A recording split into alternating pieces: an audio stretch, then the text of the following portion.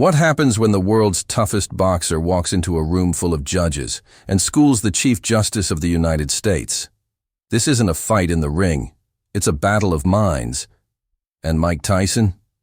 He stunned them all. You're not going to believe what happened next. The marble floors of the federal courthouse echoed with the shuffle of polished shoes and whispered conversations. This wasn't your usual legal proceeding. It was a nationally televised legal awareness seminar hosted by none other than Chief Justice John Roberts himself. Designed to bridge the gap between the justice system and the general public, the event brought together legal scholars, students, celebrities, and individuals from all walks of life. The theme was clear: law and the people, understanding justice in everyday life. Among the esteemed guests were professors from Ivy League law schools, former federal prosecutors, and notable political figures. But there was one name on the list that had everyone buzzing: Mike Tyson. The announcement alone had caused a flurry of reactions online. Memes circulated. Legal blogs questioned the decision. Why invite a boxer with a criminal past to an event about law and justice? The headlines read. But the organizers had a purpose. Tyson wasn't there as a sideshow or token celebrity. He was invited as a symbol, a man who had lived through the consequences of the justice system, both fairly and unfairly, and had emerged with a deep personal understanding of it. As the courtroom filled to capacity, cameras rolled from multiple angles, ready to capture what many assumed would be nothing more than a few awkward sound bites and perhaps a comical moment or two from Iron Mike. Then, right on cue, the side doors opened. In walked Mike Tyson. No entourage, no bravado. Just Tyson, wearing a perfectly tailored black suit, crisp white shirt, and a look of quiet confidence. He nodded respectfully at the room before taking his seat near the front. The buzz was instant. You could hear murmurs, camera shutters, and even a few chuckles. "What's he doing here?" one young law clerk whispered, smirking as she nudged her colleague. Another attendee chuckled under his breath, clearly expecting nothing insightful from the ex-heavyweight champion. Mike Tyson remained unfazed. He sat calmly, hands folded in his lap, occasionally glancing around the room with the same composure he once held before the opening bell of a title fight. Then, at the center podium, Chief Justice John Roberts stood tall. Known for his meticulous demeanor and commanding intellect, he wasted no time setting the tone. After welcoming the crowd and introducing the event's purpose, he shifted his gaze toward Tyson. With a half-smile that towed the line between curiosity and condescension, Roberts addressed the room. "Mr. Tyson, perhaps you can help us get started. Could you explain to the audience the difference between mens rea and actus reus?" The room froze. There was a beat, a single moment suspended in time. Laughter flickered from the audience. Some gasped quietly. It was clear this wasn't a friendly question. It was a test, a veiled jab. A clever way to remind everyone that Tyson, for all his fame and fortune, was not one of them. The implication was crystal clear. Let's see what the boxer knows about the law. The cameras zoomed in on Tyson. His eyes didn't blink. No stutter. No awkward fumble. Then, in a voice calm, confident, and perfectly measured, he answered, "Mens rea is Latin for guilty mind. It refers to the intention behind a crime. Actus reus, on the other hand, means guilty act, the physical action of the crime. Both are needed to establish criminal liability in most legal systems." Silence. You could have heard a gavel drop. Chief Justice Roberts blinked, clearly caught off guard. The smirk faded. A few people in the back whispered, "Did he just... Wait, what?" Tyson didn't gloat. He didn't smirk back. He simply added, "I've had to learn a lot about those two terms, Your Honor. When you're on trial for your freedom, you make it your business to understand every word thrown at you." Suddenly the room felt different. The air was thicker. Not with ridicule, but with respect. The laughter had died. The smirks had disappeared. Tyson wasn't just a guest anymore. He was a participant, a voice that mattered. He leaned back in his chair, still calm, still composed, like a champion who knew he'd just landed the first punch. Justice Roberts cleared his throat, nodding slowly. "Impressive, Mr. Tyson. Very impressive." And with that, the real conversation began. Not just about law, but about second chances, about humility, and about never underestimating the wisdom earned through pain, struggle, and redemption. What happened next shocked everyone. The question had been meant as a jab, subtle but pointed. Chief Justice John Roberts, with the confidence of a man who had seen decades of legal minds bend under his courtroom logic, had thrown it out casually, almost as a rhetorical punchline. Everyone expected Mike Tyson to stammer, to fumble, maybe chuckle awkwardly and pass the mic.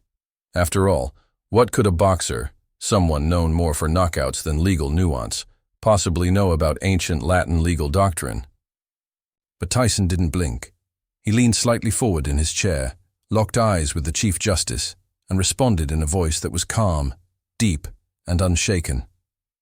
Mens rea refers to the mental intent to commit a crime, while actus reus is the physical act of committing the crime. Both are required to establish criminal liability. Silence. A long, echoing silence. The entire courtroom, which just moments ago had been buzzing with smug whispers and amused glances, fell utterly still. The shift in energy was immediate and profound. The smirks were gone. Pens stopped scribbling. Heads turned slowly toward Tyson in disbelief. On the judge's bench, Roberts' smile faltered, just for a breath. His eyes narrowed slightly, not in aggression, but in reassessment. For a brief moment, the Chief Justice of the United States had been caught off guard.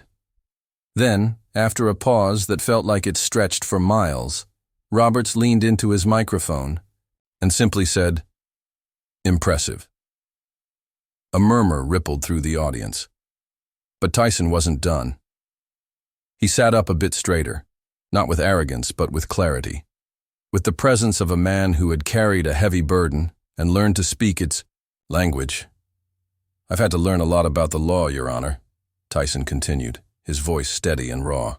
"When your life is judged by people in robes, you either educate yourself or get eaten alive. I chose to fight, not in the ring, but with knowledge." He let those words hang in the air. And this time, they hit harder than any punch he'd ever thrown. The silence broke, this time with applause. It started in the back, where a few students had their arms crossed earlier, waiting to be entertained. Then it spread, row by row, until the whole room was clapping. Even some of the professors who had scoffed at Tyson's inclusion in the seminar found themselves nodding with reluctant admiration. Tyson gave a polite nod in return. No grin, no smugness, just calm presence. He wasn't trying to impress anyone. He was just telling the truth. That moment, those few seconds, shifted the entire tone of the event. What was meant to be an intellectual exhibition had now become something much more human. The man once labeled a beast in the ring was now showing the intellect and composure of someone who had wrestled with the law in ways most people in that room never had. And the lesson wasn't just about legal definitions. It was about perception, about transformation, about what it means to fall, to be judged, and to rise again, not through anger or excuses, but through relentless learning and personal growth. One student in the front row whispered to a classmate, he just schooled the Chief Justice. And, in a way, he had. Not because he outwitted Roberts, but because he broke the illusion that intellect and dignity belong only to those with degrees and titles. Tyson's words reminded the room that lived experience is just as powerful as academic theory. After the applause died down, Chief Justice Roberts nodded once more, this time with visible respect. No longer was Tyson the sideshow. He was now a key voice in the conversation, a man whose journey from the prison cell to the courtroom wasn't just inspiring, it was deeply relevant. As the seminar continued, the dynamic had changed. Tyson was no longer the outsider trying to fit into a legal world. He was now a respected participant, someone who had earned his place not through pedigree, but through pain, perseverance, and perspective. For the rest of the afternoon, every time he spoke, people listened. And not with skepticism, but with curiosity. His insight into the justice system was unfiltered, honest, and laced with a wisdom only survival can teach. And all of it began with one question, meant to embarrass, that became the spark for something far more powerful. Respect, earned in real time. As the event rolled on, what had started as an awkward curiosity evolved into something far more gripping. Mike Tyson, once the punchline in a room of polished professionals, was now the pulse of the conversation. And to everyone's surprise, he wasn't just surviving in a room full of legal giants, he was commanding it. After his now viral explanation of mens rea and actus reus, the audience was listening with a new lens. This wasn't about a boxer surprising people with a fancy legal term. This was a man who had lived through the justice system, from the inside out, and had emerged not just wiser, but deeply empathetic. With a quiet voice and humble presence, Tyson began to open up about his experiences. "I've read more legal briefs in a prison cell than most people read newspapers," he said. "Not because I wanted to, but because I had to. I needed to understand what was happening to me. I had no choice." He spoke about his past court cases with unflinching honesty, no sugarcoating, no excuses. He admitted his mistakes. But more importantly, he explained what those mistakes had taught him about the brutal complexities of the justice system. He described the feeling of walking into courtrooms with lawyers who barely remembered his name. He talked about how intimidating it was to hear Latin phrases thrown around while he sat in silence, unsure if his life was being decided by facts or by how well someone else argued. "You think it's scary getting hit by a heavyweight? Try sitting in a courtroom where you don't understand the language but you know your life's on the line," Tyson said. "That fear, it's deeper than any fight." When the panel moderator asked about wrongful convictions and the challenges of rehabilitation, Tyson leaned forward, his voice low and serious. "I've seen men locked away for crimes they didn't commit," he said. "Guys who never had proper representation. Guys who couldn't read the papers handed to them. Guys who thought a plea deal was their only way out, even when they were innocent." You could hear a pin drop. The courtroom, filled with some of the most educated minds in the country, fell utterly still. Even the Chief Justice shifted in his seat, his once confident posture now replaced by one of quiet reflection. What had begun as a chance to showcase the law to the public had become a raw, humanizing confrontation with its failures. Tyson wasn't reading from notes. He wasn't trying to impress. He was telling the truth. Truth that most in that room had only read about in textbooks or studied from a distance. "I'm not a lawyer," he said, pausing to look around the room. "But I know how it feels when the system forgets you're a human being." The power in that sentence didn't come from eloquence, it came from lived experience. One professor sitting in the gallery took off his glasses and rubbed his eyes. A group of law students, some of whom had snickered when Tyson first entered, now leaned forward in their seats, hanging onto every word. Tyson continued, now speaking on the importance of knowledge in prison. How inmates shared law books like sacred texts, how they wrote letters to public defenders that never got answered, and how even 1 hour of legal education could mean the difference between freedom and decades behind bars. "I've seen guys become their own lawyers," Tyson said. "They didn't have anyone else. They taught themselves. They fought for their own appeals. Some even won. Not because they were lucky, but because they refused to give up." His words struck deep, especially among the young aspiring lawyers in attendance. Tyson wasn't delivering a legal lecture. He was shining a light on a part of the justice system that rarely gets attention, the side where the voices are weakest, the stakes are highest, and the hope is dimmest. And most shocking of all, he wasn't angry. He wasn't bitter. He wasn't there to blame the system or rant against authority. He was there to reflect, to educate, and, somehow, to inspire. Chief Justice Roberts, who had opened the day with a jab disguised as a question, now looked introspective. He tapped his fingers on his folder, then stopped. What had once seemed like a humorous challenge to a retired boxer had transformed into a lesson in humility, one that no Harvard Law Review article could have delivered. Tyson wasn't just holding his own anymore. He was teaching the room, teaching law professors, judges, and students alike that wisdom isn't always earned in courtrooms. Sometimes it's carved out in silence, solitude, and suffering, and by the time he finished, no one saw him as just a fighter. They saw him as a survivor, a student of life, and a voice the justice system couldn't afford to ignore. By the end of the seminar, something incredible had happened, something no one had predicted. Mike Tyson, who had walked into that federal courtroom as an oddity, an afterthought, or worse, the butt of an unspoken joke, had become the centerpiece of the entire event. The energy had shifted, and it was undeniable. The same law students who once rolled, their eyes were now lining up not for selfies, but for questions. They wanted his perspective, not as a boxer, not as a celebrity, but as someone who had lived the law from a place they would never truly understand, from the inside of a cell, through the cold stare of a judge, and inside the silence of a courtroom, where the stakes were your soul, not just your score. Journalists who had arrived expecting a few quirky sound bites or viral missteps were now scrambling through their notepads, trying to capture Tyson's every word. The headlines had already started forming in their minds.